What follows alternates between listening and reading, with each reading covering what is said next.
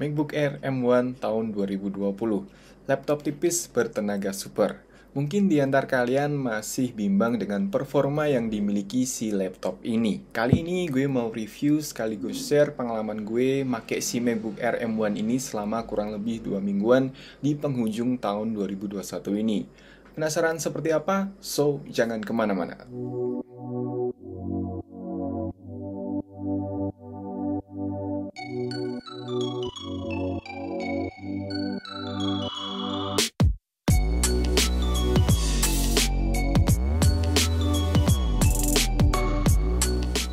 Hai friends, balik lagi bersama gue, Ditio. Di depan gue ini adalah MacBook Air M1 tahun 2020 yang gue beli di bulan November kemarin. Emang sih si MacBook Air ini udah keluar sejak tahun 2020 lalu, tapi jangan salah sangka, laptop tipis yang elegan ini masih super bertenaga untuk digunakan di tahun 2021 bahkan 2-3 tahun mendatang.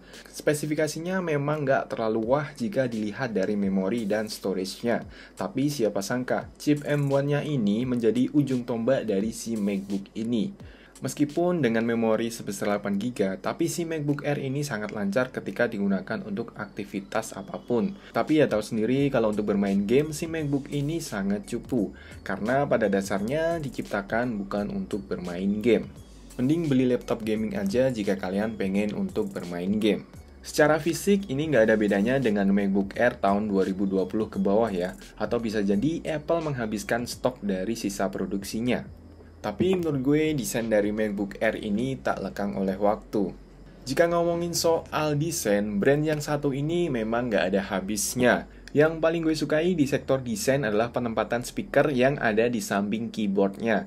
Dan penempatan speaker yang kayak gini, banyak sekali brand yang ikut-ikutan juga. Eits, bukan cuman itu aja. Kualitas speakernya memang high quality.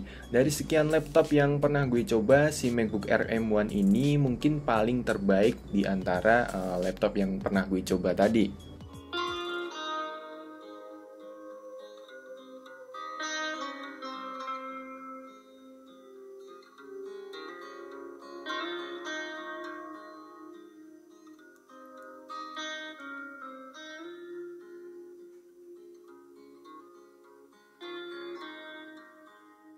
Jujur, gue belum pernah pakai MacBook Air keluaran tahun 2018 ke atas. Dan feel ketika melihat desain seperti ini tuh ya gue super excited. Ditambah dengan adanya fingerprint sensor yang memberikan rasa aman ketika gue pakai si MacBook Air M1 ini. Dan untuk trackpadnya ini selain luas juga presisi banget. Bahkan MacBook Pro 2015 gue yang menurut gue sudah sangat nyaman pun masih nyaman si MacBook Air ini.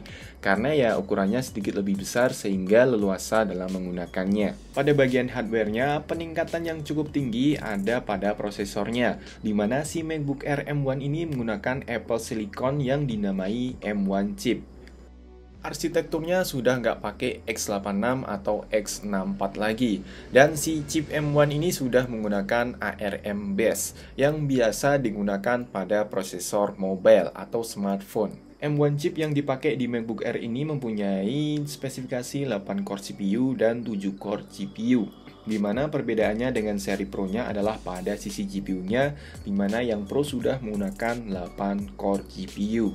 Personally, gue cukup puas dengan performa yang diberikan oleh si MacBook Air M1 ini. Karena sebelumnya gue pakai si MacBook Pro 2015 ini, dan perbedaan speednya itu terasa signifikan banget. Setelah dilakukan pengetesan menggunakan Cinebench R23, hasilnya cukup menakjubkan. Which is untuk multicore-nya mendapatkan skor 6803 dan untuk single core-nya mendapatkan skor 1491. Wah, jadi kemungkinan orang yang sudah beli MacBook Pro Intel atau MacBook Air Intel akan menyesal nih dengan kehadiran si MacBook Air ini. Dan memang chipnya ini guys yang paling gue suka. Ngedit video di MacBook Air M1 ini serasa nyaman banget.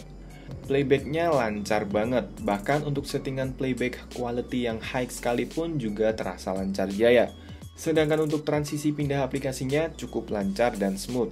Dan juga ketika digunakan untuk nonton YouTube dengan resolusi 4K sangat mulus dan nggak ada patah-patah seperti yang pernah gue alami pada MacBook Pro 2015 gue. Pokoknya top deh. Bagi yang belum subscribe channel ini, silahkan subscribe dulu channel ini agar kalian nggak ketinggalan info-info terbaru seputar video di channel ini. Lanjut, untuk RAM yang digunakan di MacBook Air yang gue beli ini adalah 8GB.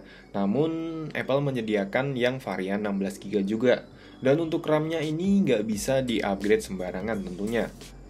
Multitasking menggunakan si MacBook Air ini terasa nyaman dan lancar.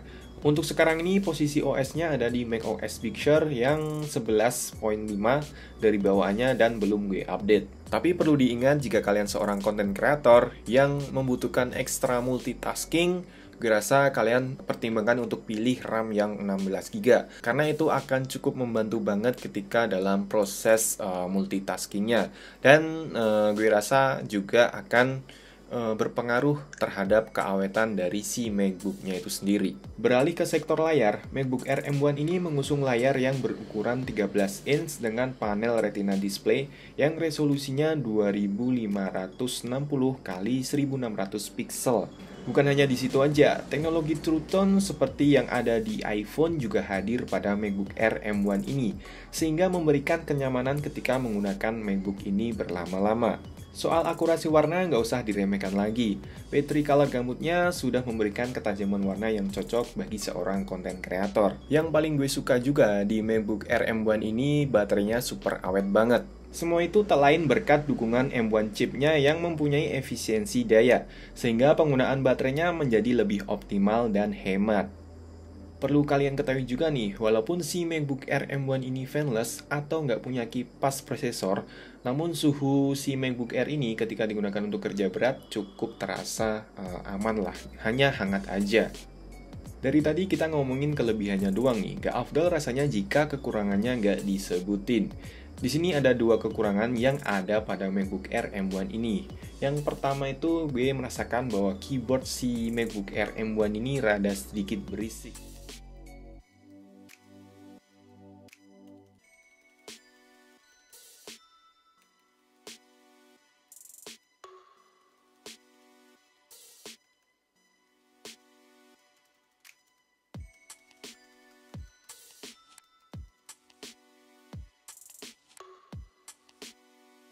Kemudian yang kedua, minimnya port yang ada di MacBook Air M1 ini menjadikan si MacBook Air M1 ini ketergantungan dengan dongle.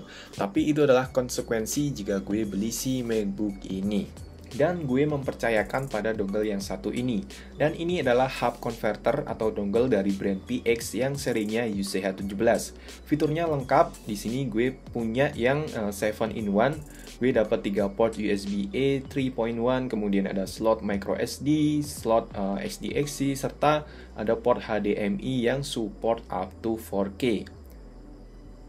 Dan satu lagi, di sini ada port USB Type-C yang bisa digunakan untuk power delivery atau bisa untuk ngecas si MacBook kalian. Di sisi lain, dongle ini mempunyai kabel yang cukup tebal dan untuk material case-nya ini terbuat dari aluminium alloy yang dapat mereduce interference dari gelombang elektromagnetik.